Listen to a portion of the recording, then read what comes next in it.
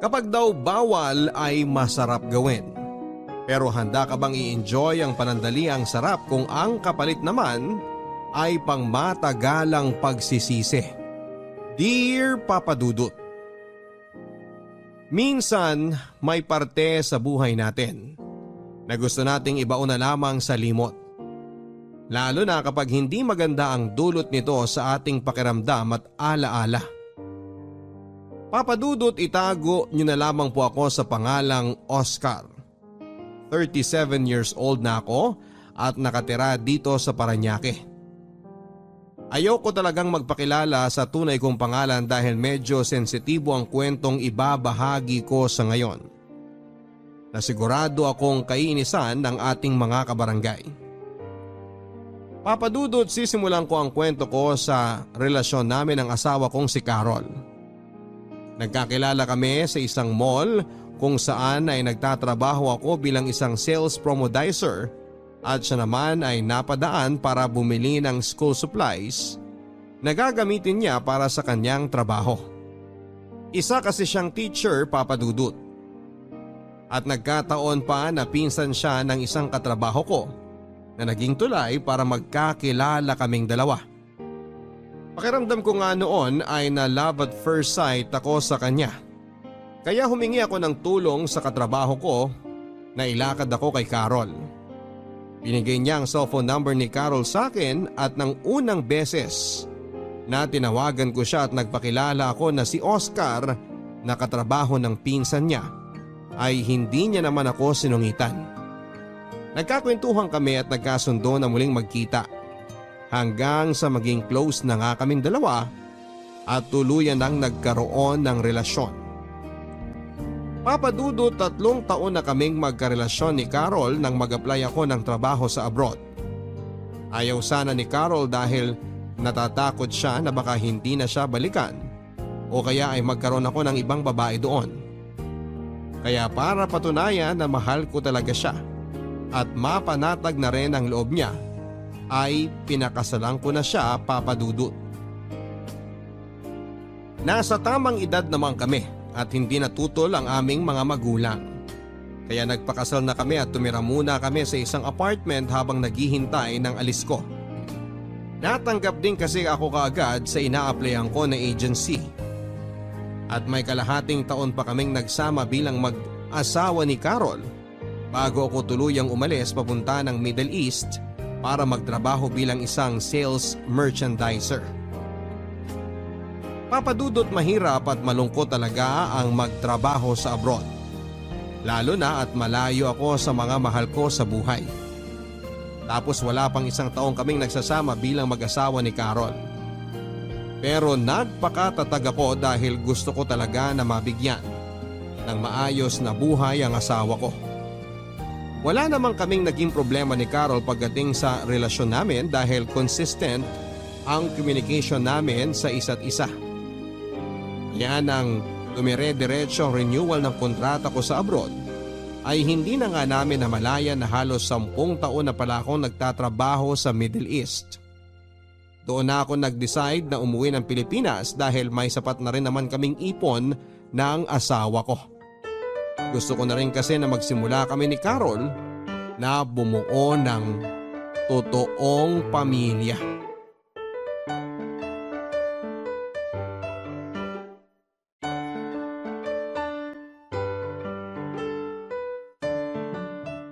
Grabe, Han.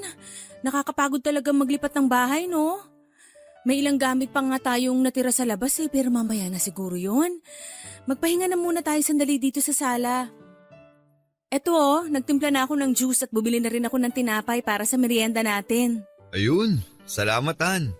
Sakto, dahil nagugutom na ako.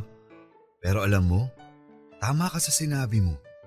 Nakakapagod talaga tong buong araw na paghakot natin ng mga gamit. Kung pwede lang talaga na yung dating bahay na lang natin mismo ang ilipat natin dito sa bago nating titiran. Para hindi na tayo maghakot ng gamit. Oo nga, no? Ang liit pa naman ng bahay na yon, kasyang-kasya yun dito sa bago nating bahay. Pero Han, alam mo, masaya talaga ako na magkasama na tayo ngayon. Ako rin naman sobra. Imagine, Dati nililigawan lang kita.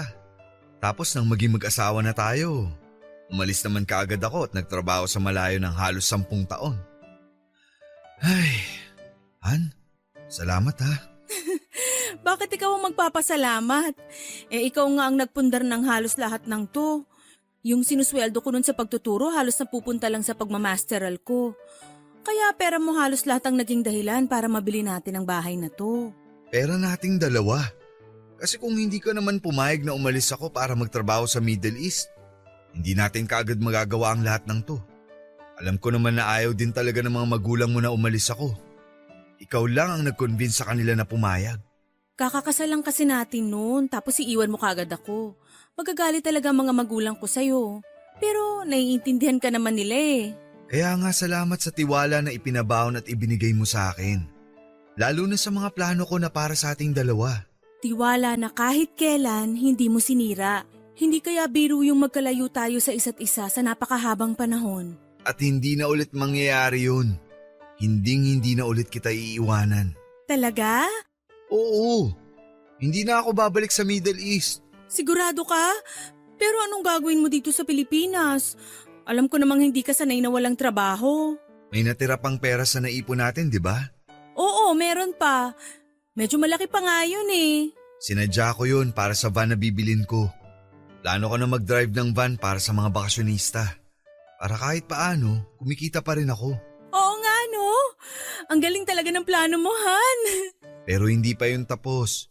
Dahil may gusto pa akong trabahuin ngayon. Ha? May iba ka pang plano?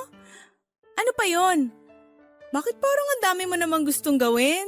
Ang totoo, tatrabahuin ko na ring mabuti yung paggawa natin ng mga bata. Loko ka talaga, Han. Kumain ka na nga dyan at kukuha muna ako ng damit na pamalit mo. Basa na pala kasi ng pawis yung likod mo.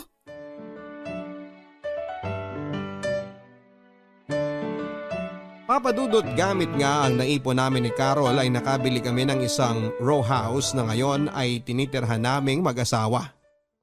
At isang van na gagamitin ko sa trabaho. Si Carol naman ay nagpatuloy sa kanyang pagtuturo.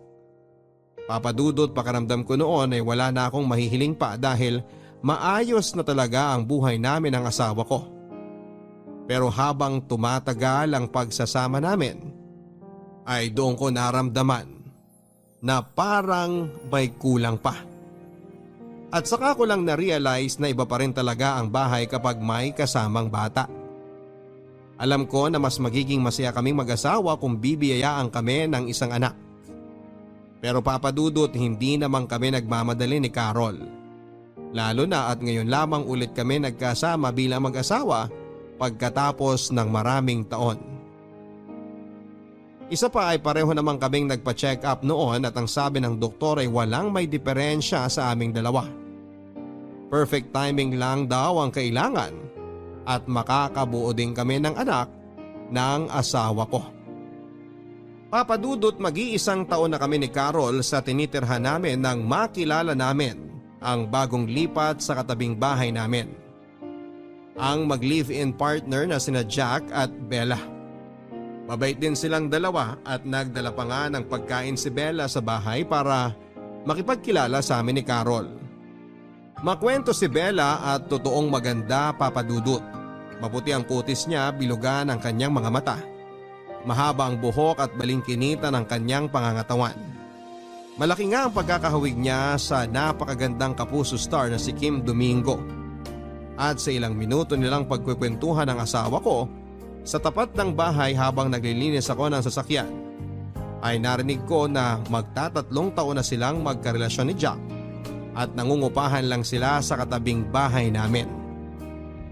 Isa daw medical representative si Jack at siya naman ay kakaresign lamang sa trabaho bilang dental assistant. At bago nga siya umalis ng bahay namin, papadudot, ay nginitian niya ako. Ngiti na hindi ko alam kung bakit pero may kakaibang dating sa akin. Papadudot, hindi lang yon ang unang beses na pumunta siya sa bahay. Dahil nga sa makwento talaga si Bella, ay unti-unti na nga silang naging close ng asawa ko.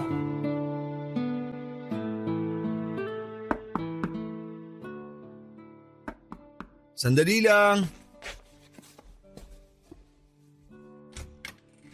Good morning. Oh, Bella. Ikaw pala. Magandang umaga rin. Bakit napadaan ka? May kailangan ka ba? Nandyan ba si Carol? Wala pa eh. Nagpunta sa palengke. May usapan ba kayo na magkikita ngayon? Oo. Nabanggit niya kasi nung isang linggo na papahiramin niya ako ng mga romance pocketbook niya. Naiinip na kasi ako sa bahay eh. Ganun ba? Wala pa kasi siya eh, pero pauwi na rin yun. Kung gusto mo, bumalik ka na lang mamaya. Hindi ba ako pwedeng maghintay dyan sa loob? Pwede naman. Lika, pasok ka. Sure ka na okay lang? Baka nakakaabala ko sa ginagawa mo. Ayos lang. Kakatapos ko lang ding ayusin yung lababo namin. Pasok ka na. Dito mo na hintayin si Carol. Salamat. Grabe! Ang dami niyo palang gamit dito. Tsaka ang ganda ng sahig ng bahay niyo. Si Carol kasi ang pumili ng tiles para sa sahig. Kaya yan, ang ganda, di ba? Nakwento nga ni Carol na siya halos ang pumili ng lahat ng gamit dito. Dahil ayaw mo raw magdesisyon pagdating sa mga ganong bagay. Pati pala yun nakwento niya. Sa aming dalawa kasi, mas maganda ang taste niya pagdating sa mga design ng gamit. Kagaya nitong tiles at itong sofa dito sa sala. Kaya hinayaan ko na siya magdesisyon sa lahat ng mga kakailanganin namin dito sa bahay. Ang swerte naman talaga ni Carol sa'yo. Ang sarap mo siguro talaga maging asawa. Hindi naman. Mas swerte ako sa kanya kasi nagawa niyang maghintay ng halos 10 taon sa akin. Ang tagal ko rin kasi nagtrabaho sa abroad. Sa bagay, hindi rin kasi biro na hindi mo makasama ng halos 10 taon ang asawa mo. Alam mo na, ang hirap kaya nang walang ganun. Oo, medyo nga. Pero sanayin lang siguro kasi syempre, sa umpisa lang naman talaga mahirap ang lahat. Ibig sabihin, nasanay ka ng walang rumoromansa sa'yo? Ha? Oh my gosh, sorry. Na-awkward ka ba sa mga tanong ko? Medyo na-curious lang talaga ako sa mga kinuwento ni Carol sa akin tungkol sa LDR ninyong dalawa. Hindi, ayos lang. Gusto mo ng juice? Pagtitimpla na lang muna kita. Buka muna dito. Pauwi na yun si Carol, kaya hintayin mo na lang siya dito. Papadudot, sa totoo lang ay medyo nagulat at nasiwa ako sa mga naging tanong ni Bella. Napapaisip tuloy ako noon kung ano pa ba ang ibang kinuwento ni Carol sa kanya tungkol sa relasyon naming dalawa habang magkalayo kami. Nakwento kaya ni Carol na minsan sa sobrang pagkasabik namin sa isa't isa habang nasa abroad ako ay nagawa naming magpalitan ng malalaswang mensahe at larawan. Na minsan ay magkatawagan kaming dalawa at nagvi-video sex. At kung ano-ano pang bagay na ginagawa ng mga mag-asawang nasa LDR na sitwasyon. Hindi ko rin tuloy maiwasang isipin na kaya siguro ganon na mga tingin at ngiti sa akin ni Bella ay dahil sa mga nalalaman niya tungkol sa amin ng asawa ko. Pero sa kabilang banda, Papadudot, ay naisip ko rin na hindi naman siguro yon gagawin ng asawa ko dahil hindi siya makwento tungkol sa mga ganong bagay. Kaya nga hindi ko alam kung bakit yon ang naisip ko na pwede nilang maging topic na pagkukwentuhan ni Bella. Dahil pwede naman nilang pag-usapan ang tungkol sa mga halaman ni Bella o kaya ay mga pocketbook ni Carol. At hindi ang tungkol sa mga malalaswang bagay na yon. Papadudot, nang makauwi na si Carol mula sa pamamalengke at maabutan niya si Bella sa bahay, ay hindi rin kaagad umalis si Bella kahit nakuha na niya ang mga pocketbook na kailangan niya. Pinagstay pa kasi siya ni Carol at sinabing sumabay na sa amin sa tanghalian. Hindi ko tuloy alam kung maaasiwa ba ako o mai-excite. Ang nakakatawa, Papadudot, ay natanong ko ang sarili ko kung bakit naman ako mai-excite kung makakasabay namin si Bella sa tanghalian. Oo, maganda siya at sobrang sexy ng katawan. Pero ayokong gumawa ng mga bagay na pwedeng ikasira ng relasyon namin ni Carol. Kaya pinangako ko sa sarili ko na hindi ko i-entertain kung anuman itong nagsisimula kong maramdaman sa tuwing makikita ko si Bella. Papadudot siguro ay masyado lang talagang malikot ang imagination ko. Kaya naiisip ko na parang inaakit ako ni Bella. Magkaiba naman kasi ang nang-aakit sa nakikipagkaibigan. Narealize ko na kaya madalas pumupunta si Bella sa bahay para makipagkwentuhan kay Carol ay dahil naiinip siya sa kanila. Kumbaga ay sabik lang siya sa kausap o kakwentuhan. At dahil sadyang mabait ang misis ko ay mabilis silang nagkapalagayan ng loob at nagkasundo. Kay Carol ko nalaman na madalas palang wala sa bahay si Jack kaya wala rin kasama si Bella. Kinuwento rin ni Carol na masaya talagang kausap si Bella. Madalas nga ay nagdadala pa siya ng pagkain sa bahay dahil mahilig daw siyang magluto. Kapag kasi na-assign sa malayong ospital si Jack, ay ilang araw din itong hindi nakakauwi. Kaya kesa raw masayang ang mga pagkain ni Bella sa ref, ay iluluto na lang daw nila yon at ipinamimigay sa kung sino ang pwede nilang pagbigyan. Papadudot pagkalipas ng ilang buwan ay mas naging close sina Carol at si Bella. Kahit paano ay natutuwa na rin ako kasi may nakakausap na rin si Carol bukod sa akin. Hindi rin kasi mahilig lumabas ng bahay ang misis ko at makipagkwentuhan sa mga kapitbahay. Mabuti na lang at may isang Bella kami na kapitbahay na dumadayo sa amin para magtanggal din ng inip niya. At least alam ko na hindi nauubos ang oras ni Carol sa stress sa trabaho. Kaya habang tumatagal, nagiging kampante na rin ang loob ko kay Bella.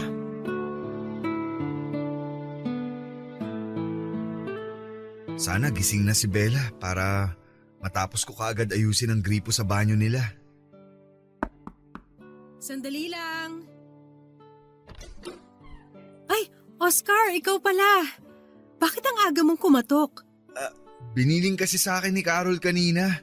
Bago siya pumasok sa trabaho na puntahan daw kita ngayong umaga.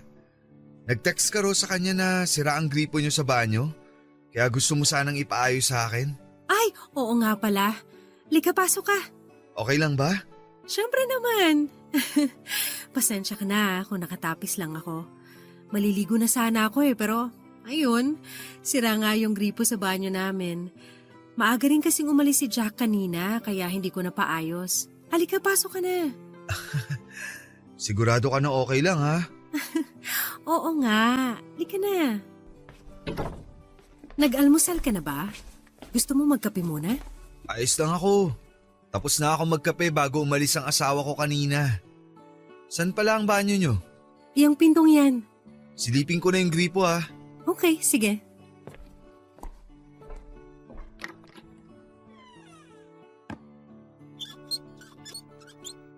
Wala ngang lumalabas na tubig. Pero mukha namang walang naputol. Baka may bumara lang.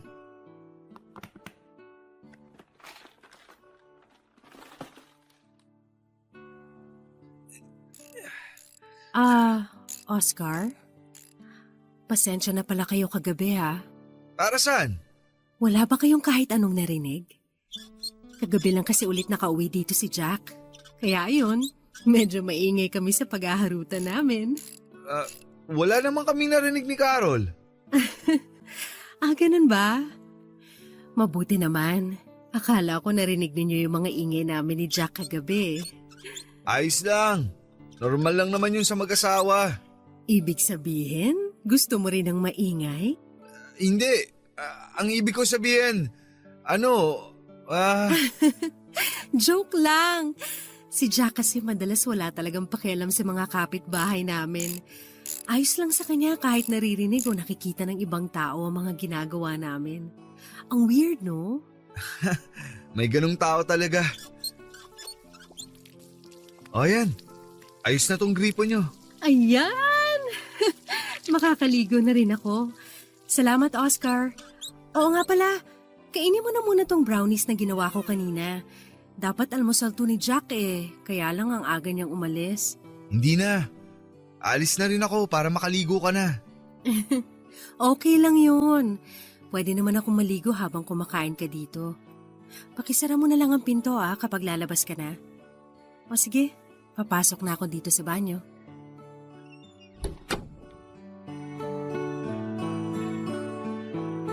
Papadudot sa tuwing uuwi nga si Jack ay medyo maingay ang paghaharutan nilang dalawa ni Bella. Mabuti na lang at wala pang nakatira sa katabing bahay nila dahil siguradong maririnig din ng mga yon ang ingay nila. Yung mga ingay na nagsisimula sa tawanan, kilitian hanggang sa nauuwi na sa mga ungol. Hindi na nga namin napigilan ni Carol ang mapagkwentuhan ng tungkol sa bagay na yon. Pero syempre dahil mag-asawa kami, iniisip namin na normal na rin yon. Lalo na at madalas na wala si Jack sa bahay nila. Ganon din naman kasi kami ni Mrs. noong bagong uwi pa lang ako mula sa abroad. Ganon kami kasabik sa isa't isa kaya naiintindihan namin sila. Papadudot sa mahigit na 10 taon naming magkarelasyon ni Carol kasama na ang mga taon na hindi pa kami kasal ay never na akong na-attract sa ibang babae. Kahit pa nga noong nagtatrabaho ako sa abroad. Nagawa kong iwasan ang lahat ng tukso na lumalapit sa akin. Never akong gumawa ng kasalanan sa asawa ko. Ngayon lang. Ngayon lang talaga ako nagsisimulang ma-attract sa ibang babae, Papadudot. Hindi ko alam pero ang lakas talaga ng dating sa akin ni Bella.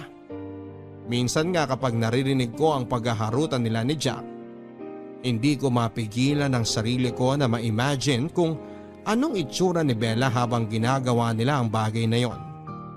Anong itsura niya kapag ako naman ang kasama niya. Papadudot, alam kong nagsisimula na akong magkaroon ng kasalanan. Pero sa loob-loob ko, pagpapantasya lang naman yon. At wala akong balak na totohanin dahil mahal ko ang asawa ko, mahal na mahal. Papadudot, akala ko ay madali lang layuan ng tukso. Lalo na kung mahal mo talaga ang asawa mo. Pero napatunayan ko na hindi pala talaga. Nagkaroon kasi ng seminar si Carol sa Batangas at 3 araw din siyang mawawala sa bahay. Sa unang gabi na wala siya, ay narinig ko na nagkaroon ng pagtatalo sa bahay ni Bella. May sigawan at basagan ng gamit hanggang sa nauwi sa padabog na paglabas ni Jack sa bahay nila. Kausap ko noon si Carol sa cellphone at sinabi ko sa kanyang nangyari sa kabilang bahay. Wala sana akong balak na puntahan si Bella pero si Carol ang nag-convince sa akin na i-check ko raw kung maayos lang daw si Bella sa kanila. Kaya nang hindi pa rin bumalik si Jack ay nag-decide na nga akong katukin ang bahay ni Bella. Naabutan ko siyang umiiyak habang umiinom ng alak. Pumasok na ako sa loob ng bahay nila at doon ko nalaman na nagtalo nga sina Jack at Bella. At sinabi daw nito na mag-cool off muna silang dalawa. Alam mo, hindi naman dating ganyan si Jack eh. Hindi madalas na mainitin ang ulo niya nung bago pa lang kami na magkarelasyon. Baka kasi nadadala niya lang dito sa bahay niyo ang init ng ulo niya mula sa trabaho. Baka stress lang siya. Mabuti sana kung ganun eh. Kaya lang hindi. Nandito na nga lang ako sa bahay. Kung sino-sino pang pinagseselosa niya, pati yung nagde-deliver dito ng tubig, pinag-iisipan niya ng masama. Baka kasi natatakot lang talaga si Jack na mawala ka sa kanya. O kaya maagaw ka ng iba. Kaya nga ako pumayag na magsama na kami sa iisang bahay para matigil na yung pag-iisip niya ng kung ano-ano. Binitawan ko na nga ang trabaho ko para sa kanya tapos ayaw pa rin niyang huminto sa pagsiselos niya. May lalaki talagang seloso. Lalo na kung napakaganda ng girlfriend nila. Talaga? Nagagandahan ka sa akin? Oo. Oo naman. Sino ba naman ang hindi magagandahan sa'yo? Ikaw yata ang lasing na sa ating dalawa eh. Hindi no. Nakakadalawang bote pa nga lang ako eh. Bakit nauutal ka habang kausap mo ko? Tapos namumula pa yung pisngi mo at hindi ka rin makatingin ng diretso sa akin. Ano? Hindi naman ako nauutal ah. Ayan ka na naman. Nauutal ka na naman, Oscar. Alam mo, swerte talaga ni Carol sa'yo. Kaya nga, inggit na inggit ako sa kanya eh. Kasi meron siyang asawa na gwapo na, sobrang sipag pang magtrabaho. Ano? Kung ano-ano namang napapansin mo? Masipag din namang magtrabaho si Jack. Kaya nga palagi siyang wala dito sa bahay niyo. Pero hindi naman siya kasing gwapo mo. At wala siyang kasing lakas ng sex appeal mo. Oscar, pwede bang humingi ng favor? Ano yun? Pwede bang hiramin kita kahit isang gabi lang mula sa asawa mo? Alam mo Bella, lasing ka na. Kung ano-ano na yung sinasabi mo. Mabuti pa siguro umuwi na lang. Bella, bakit mo ako inalikan? Oscar, isang gabi lang oh. Pagbigyan mo na ako. Sa totoo lang, matagal na kasi kitang gusto. Huwag kang mag-alala. Sigurado kung hindi uuwi si Jack, kaya solong-solo natin ang bahay na to. Bella, wag! Alam mo namang may asawa na ako, di ba? Wala naman siya dyan sa bahay niyo eh. Tigilan mo na nga ang paghalik sa akin. Teka, wag mo ko hawakan dyan. Ano ka ba? Oscar, ngayong gabi lang, promise. Pero Bella, Hinding-hindi malalaman ng asawa mo o kahit na sino ang mangyayari sa ating dalawa. At sisiguraduhin ko rin na hinding-hindi mo makakalimutan ang gabi na to.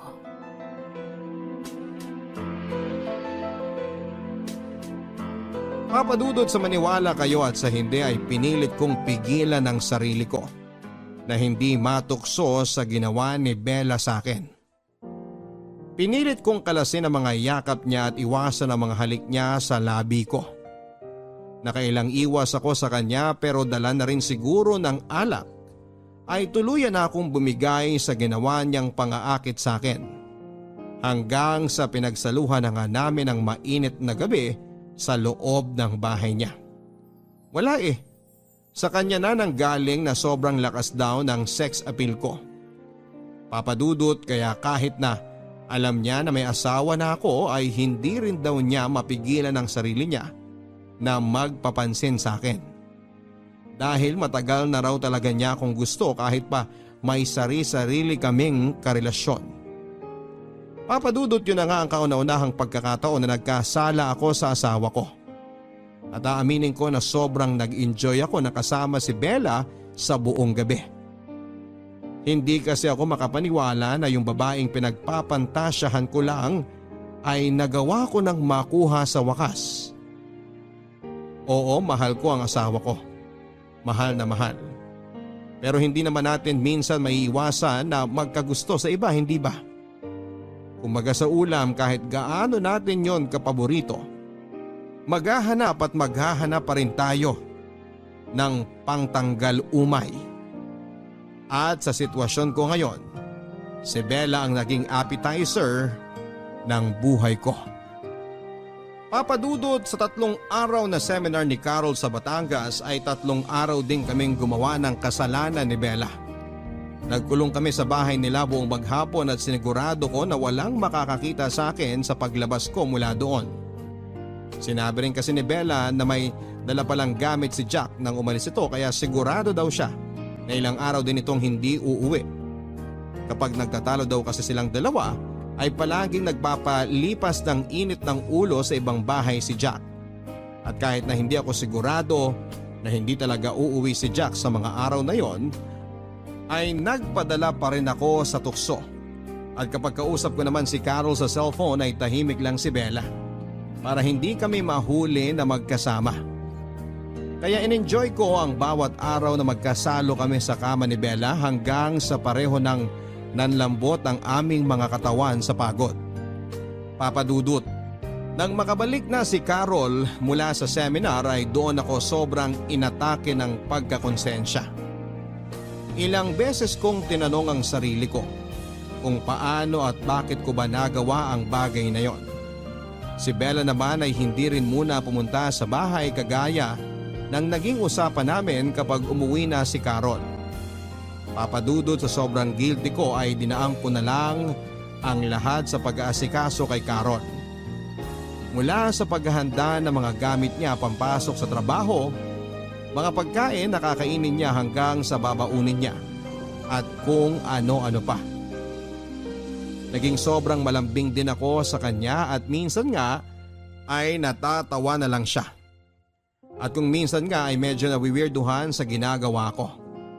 Pero ang palagi ko lang sagot ay sobra ko lang siyang namimiss kaya ko ginagawa ang mga bagay na yon. Kahit ang totoo ay sobra lang talaga akong nagigilty dahil sa naging kasalanan ko sa kanya.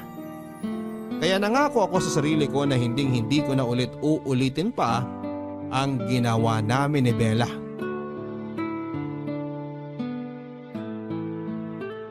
Han, eto yung baon mo para sa lunch mamaya. Baka makalimutan mo na naman to kagaya kahapon. Ay, salamat, Han. Hindi ko pala nalagay yan sa bag ko. Sabi ko na parang may kulang sa gamit ko eh. Nagiging makakalimutin na talaga ako. Teka, wala ka bang biyahe ngayon? Wala eh. Hindi mo na ako tumanggap ng biyahe buong linggo. Oh, bakit? Masama ba ang pakiramdam mo? May sakit ka ba? Han, okay lang ako at wala akong sakit. Gusto ko lang na dito muna ako sa bahay. Para maasikaso kita bago ka umalis at pagka-uwi mo galing trabaho. Ang sweet naman ng asawa ko. Ikaw ha, baka may ginagawa kang hindi ko alam kung ano. Wala. Ano naman ang gagawin ko na hindi mo dapat malaman? Hindi ko alam. Siguro kagaya ng ginawa mo dati nung sinurprise mo ako sa wedding anniversary natin. Nabigla ka na lang umuwi ng Pilipinas nang hindi mo sinasabi sa akin. At kinuntsaba mo pa talaga parents ko para sa surprise na yon. Oo nga. Naalala ko na. Ang galing mo pa naman magtago ng sikreto kaya hindi kita nahuli kaagad. O sige na, aalis na ako at baka malate pa ako sa trabaho ko. Bye, Han! Sige Han, ingat ka. I love you. I love you too. Bye! Liligpitin ko muna siguro tong pinagkainan namin. Tapos isusunod ko ng laban ng mga damit. Oh, may nakalimutan pa bang gamit si Carol? Parang wala namang naiwan dito sa lamesa. Nakala ko wala ka ng… Bella? Anong ginagawa mo dito? Umalis ka muna. Baka makita ka ng asawa ko. Ano ka ba? Umalis na yung asawa mo, di ba? Kaya nga nandito na ako eh. Teka, huwag ka munang pumasok. Baka kasi bumalik siya at makita ka niya dito sa loob ng bahay. Nakaalis na nga siya. Nakasalubong ko pa nga siya kanina eh. Nagkabatian pa kami bago siya sumakay ng tricycle. Kaya alam ko na solong-solo na kita ngayon. Namiss kita.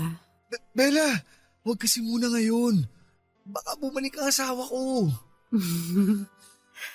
Ang kulit naman ito. Sinabi ko na nga na hindi na babalik yun. Kaya nga nila ko na tong pinto ng bahay niyo eh. Kaya halika, ituloy na natin to. Mag-enjoy na tayo habang wala ang asawa mo.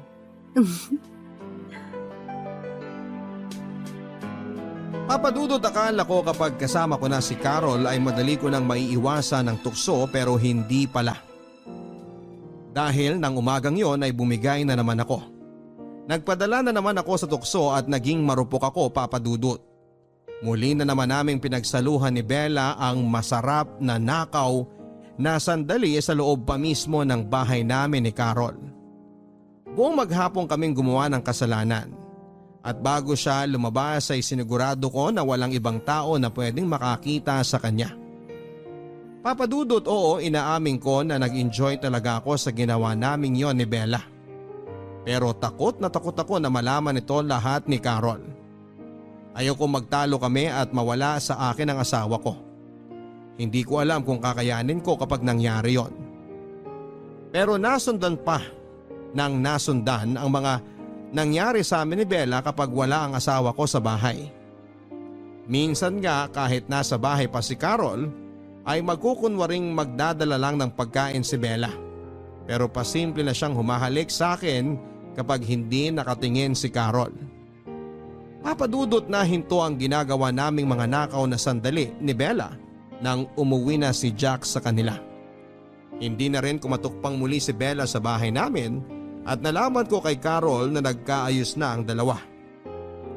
Lumipas ang mga linggo na naging buwan pero hindi na nga ako muli pang tinukso o inakit ni Bella. Paminsan-minsan ay nagpupunta pa rin siya sa bahay pero hindi na ako ang dahilan. Si Carol na. Ibinabalik niya lang ang mga pocketbook na hiniram niya o kaya naman ay manghihiram ulit siya ng bago. Nagpapansinan pa rin kaming dalawa, Papa Dudut, pero hanggang tanguan at ngitian na lang. Mas okay na yon kesa mamroblema pa ako. Oo, namimiss ko mga nakaw na sandali naming dalawa. Pero dahil appetizer ko lang naman siya ay alam ko sa sarili ko na mabilis ko siyang makakalimutan. Isang gabi, Papa Dudut, ay nagising kami ni Carol sa mga sigawan mula sa kabilang bahay. Mga sigawan ni Bella at Jack, kasunod ay ang ingay ng pagkasira ng mga gamit na para bang hinahagis.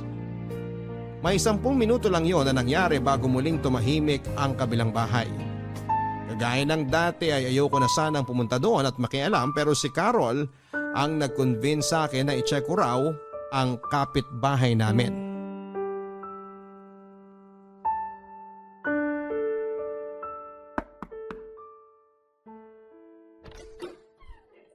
Ikaw pala, Oscar. Anong ginagawa mo dito? Narinig kasi namin ni Carol na nagsisigawan kayo ni Jack kanina. Nakarinig din kami ng mga nasira at nabasag na gamit. Gusto niya kasi check ko kung okay lang ba kayo. Nag-aalala kasi siya sa'yo. Nandiyan ba si Jack sa loob? Wala. Wala na naman siya. Umalis ulit siya ng bahay at hindi ko alam kung kailan na naman siya babalik. Nag-iwan na kasi siya ng panggastos ko dito eh. Kaya sigurado ko na ilang araw na naman siyang mawawala. Pero bakit kayo nagsisigawan kanina? Ayoko na sanang pumunta dito kasi alam ko na away niyong mag-partner yan. Pero kinulit kasi ako ni Carol na tingnan ko kung ayos ka lang ba. Ang bait talaga ng asawa mo, Oscar. Pero gusto mo talaga malaman ang dahilan? Kung ayaw mong sabihin, okay lang. Kasi ayoko rin naman na… Buntis ako. Ha? Anong sabi mo? Alam ko na malinaw mong narinig ang sinabi ko, Oscar. Kaya hindi ko na kailangang ulitin pa. Pero hindi naman ako yung di ba? Ano bang ibig mong sabihin na ano? Linawin mo nga. Yung alam mo na. Hindi ko malalaman kung hindi mo didiretsuhin. Hindi naman ako ang tatay ng dinadala mo, di ba? Sa totoo lang hindi ko alam eh. Hindi ko pa alam sa ngayon. Yun ba ang pinag-awayan niyo ni Jack kanina? Alam niya na ba yung tungkol sa nangyari sa atin? Hindi. Wala akong sinabi na kahit na ano sa kanya tungkol sa atin. Ayoko kasi na mas lalong guluhin ang sitwasyon. Pero nang sabihin ko pa lang sa kanya na buntis ako, naggalit kaagad siya. Sumigaw at halos magwala. Ito nga oh. Marami kaming gamit na nasira. Gusto niya kasi na ipalaglag ko ang bata pero hindi ako pumayag. Ano? Bakit niya naman gustong gawin yun? Hindi niya ba naisip na napakalaking kasalanan ang gusto niyang mangyari? Ewan ko. Kesyo wala pa raw sa plano niyang bumuo ng pamilya. Pero binahay niya na ako. At kung hindi ko raw ipapalaglag ang bata, ihiwalayan niya na raw ako ng tuluyan. Anong plano mo ngayon? Ayoko ipalaglag tong bata. Kahit anong mangyari, hindi ko papatayin ang anak ko. Hindi, Oscar.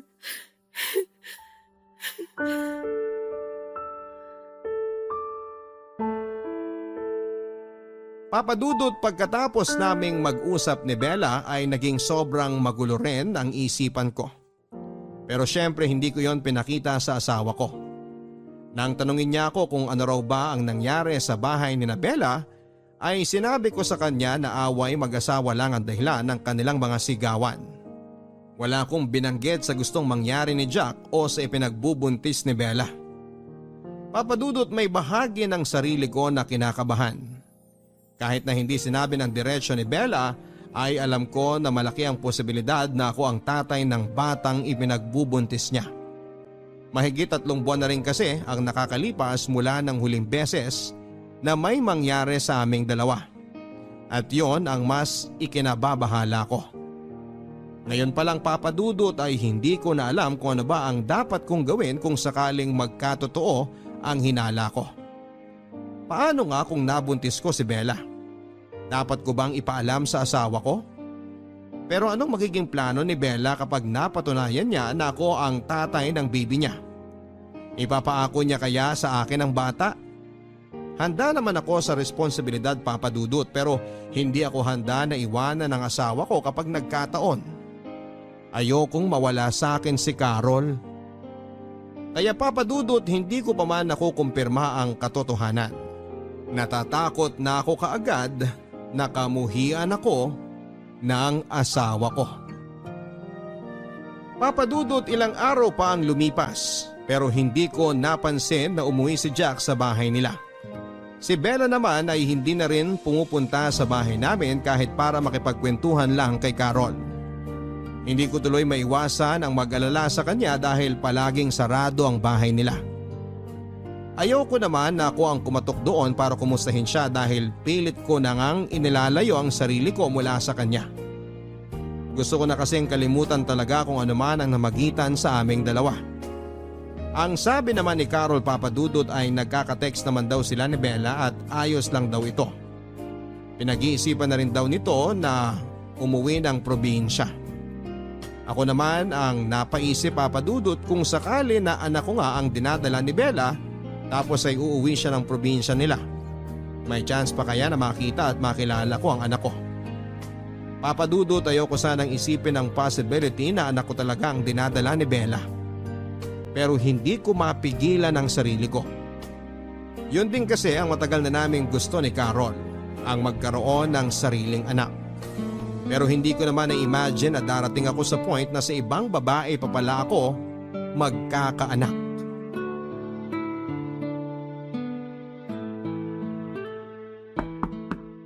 Han, patingin naman kung sino yung kumakatok. Tinatapos ko lang tong niluluto ko. Sige yan, ako nang bahala. Oh, Bella, kumusta ka? Teka, bakit may dala ka mga gamit mo? Magpapaalam lang sana ako sa inyo ni Carol. Uuwi na kasi ako ng probinsya namin. Nandyan ba siya? Oh, Bella, ikaw pala yan. Ngayon na ba ang alis mo? Kala ko sa susunod na linggo pa. Oo eh. Baka kasi maubos ko pa yung huling pera na iniwan sa akin ni Jack. Hindi na kasi ako binalikan ng gago na yun eh. Kaya sinoli ko na rin yung susi sa may-ari ng bahay namin. Nag-iwan na rin ako ng pera sa kanila para ipahakot ang mga gamit na natitira doon. Hay nako, sira talaga ulo nung lalaking yun. Sandali lang ha, kukunin ko lang yung mga pocketbook na sinabi kong ibibigay ko sa'yo. Sige, maghihintay ako dito. Salamat. Bella, anong plano mo ngayon? Ayun na nga. Uuwi muna ako sa probinsya namin. Nalaman na rin kasi ng nanay ko na buntis ako eh. At sila ang nag-convince sa akin na umuwi na lang muna dahil alam nga nila na hindi ako gustong panagutan ni Jack. Pero sigurado ka ba na si Jack talaga ang tatay ng dinadala mo? Importante pa ba yun? Oo, dahil kung sakali man ako ang tatay, handa ako na makakuha ng responsibilidad eh. Oscar, mabait si Carol. At ayoko na maging dahilan para pati kayo magkagulo. Ayoko masira ang relasyon ninyong dalawa. Ang ibig mong sabihin, ako nga ang tatay ng dinadala mo? Oo. Dahil nalaman ko na magtatatlong buwan na pala akong buntis. At alam nating dalawa na ikaw ang huling lalaking nakasama ko bago ang 3 buwan na yon. Gusto mo bang pag-usapan muna natin to bago ka umalis? Hindi na. Okay na ako. Kagaya ng sabi ko, Oscar, mabait ang asawa mo. At ayokong guluhin ang relasyon ninyong dalawa. Huwag ka mag-alala. Ito na yung huling beses na magkikita tayo. Kagaya ng pangako ko sa'yo noon, walang sino mang makakaalam na mga naging nakaw na sandali nating dalawa.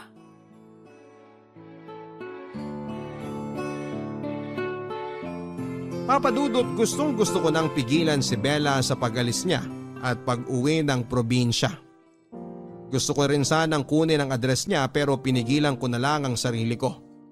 Lalo na nang bumalik na si Carol para iabot kay Bella ang mga pabaon nitong pocketbook. At nang umalis na nga si Bella ay muli akong naguluhan sa kung ano ang dapat kong gawin. Dapat ko na nga bang talagang kalimutan si Bella at ang magiging anak ko sa kanya? O dapat ko nang panagutan ang naging bunga ng nakaw na sandali naming dalawa? Pero paano naman si Carol? Ayokong magalit sa akin ang asawa ko. Ayokong mawala siya sa akin. At sigurado ako na hinding-hindi niya ako mapapatawad kapag nalaman niya ang katotohanan. Papadudot kahit gulo pa rin ang isip ko at nararamdaman ko ay hindi ko yon pinahalata kay Carol. Siguro tama lang ang naging desisyon ni Bella na paglayo mula sa amin. Para na rin sa ikakatahimik naming lahat, lalo na ng relasyon namin ni Carol.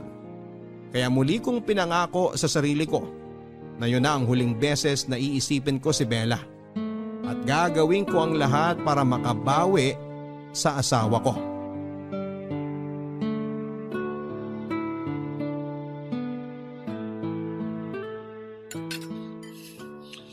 Han, ang sarap talaga nitong tinola mo ah. Siyempre, kasi paborito mo yan, di ba? Ang sabi mo pa nga kahit yan pa ang araw-araw na ulam natin, ayos lang sa'yo. Oo Han, lalo na kapag ikaw ang nagluto. Talaga ba? Talaga? Kahit kailan hindi ka na umay sa tinola o sa kahit anong niluto ko? Hindi no, ang sarap-sarap mo kaya magluto kaya hindi ako magsasawa. Okay. Sabi mo eh. Hay. Buntis pala si Bella? Kanino mo naman narinig yan? Sa inyong dalawa. Sa pag-uusap nyo kanina. Oscar, may gusto ka bang sabihin sa akin ngayon? Wala naman. Wala naman akong tinatago na kahit na ano sa'yo. Ano bang gusto mong marinig mula sa akin? Yung tungkol sa lahat ng pinag-usapan nyo ni Bella kanina. Narinig mo lahat yon? Oo. Lahat ng dapat kong marinig. Oscar, paano mo nagawa sa akin to? Paano ginagawa sa akin tong dalawa? Han, magpapaliwanag muna ako. Huwag mo akong hawakan! Carol, makinig ka kasi muna sa akin. Ang bababoy niyo! Ang bababoy niyong dalawa!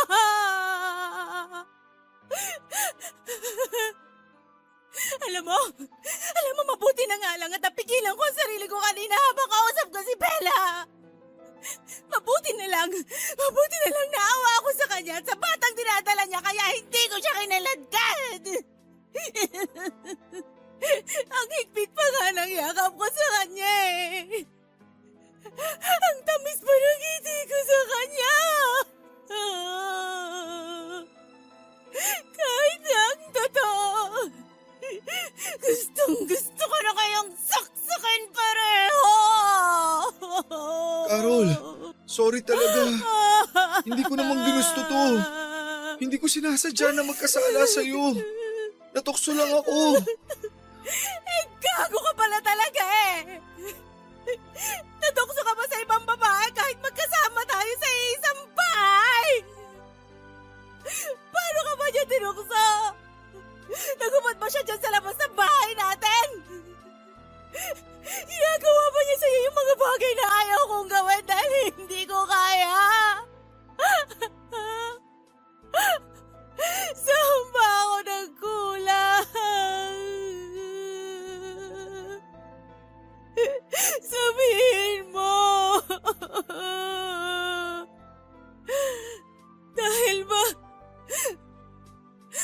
Dahil ba hindi tayo makabuo ng anak hanggang ngayon? Hindi. Hindi dahil doon. Wala kang kasalanan. Wala kang naging kahit na anong pagkukulang.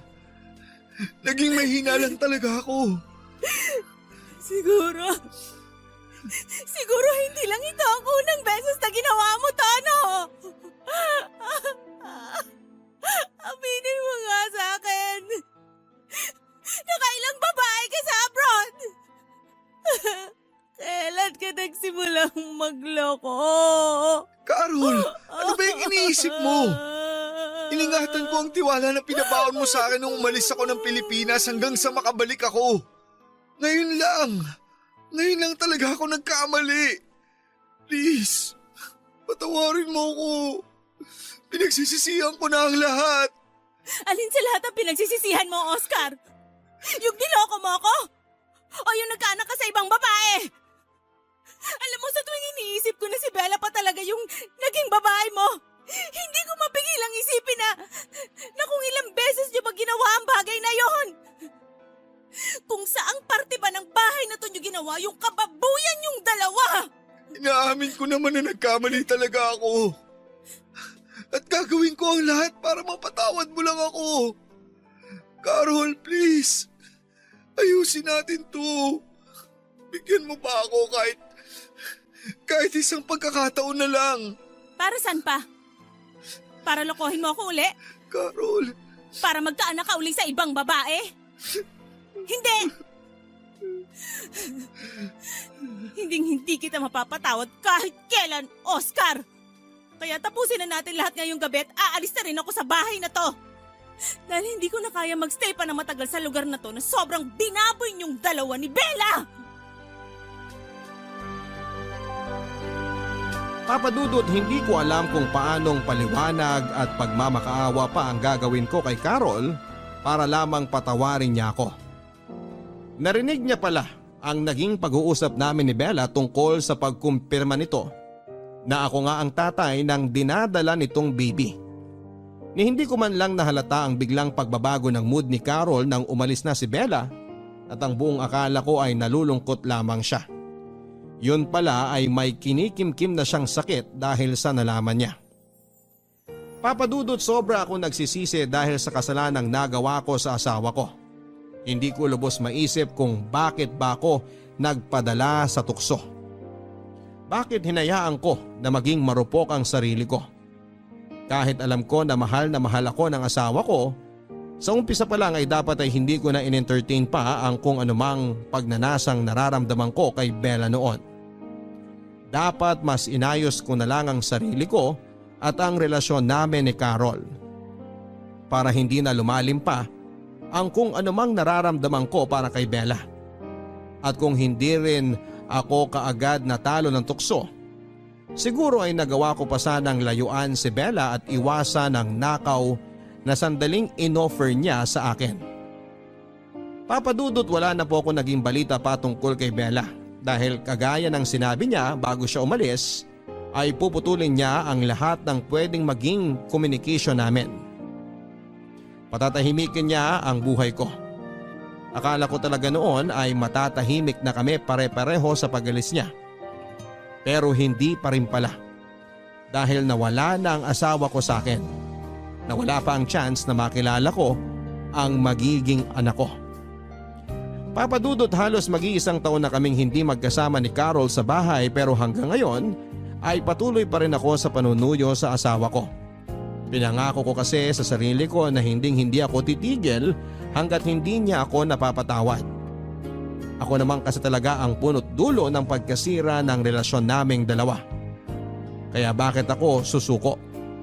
Aminado ako na nagkamali talaga ako. Naging marupok at naging makasalanan. Pero pinagsisisihan ko na talaga ang lahat ng yon, Papa Dudut, at gagawin ko rin ang lahat para muli akong mapatawad ni Carol at magkaayos kaming mag-asawa. Papa Dudut, dito ko na rin po tinatapos ang sulat ko na ito. At sana kahit na anong lapit ng tukso, kung mahal natin ang asawa at pamilya natin, gawin natin ang lahat para maging matatag ang relasyon natin sa kanila. At huwag na nating sisirain ang tiwalang ibinigay nila kung ayaw nating kamuhian nila tayo at mawala sila sa buhay natin.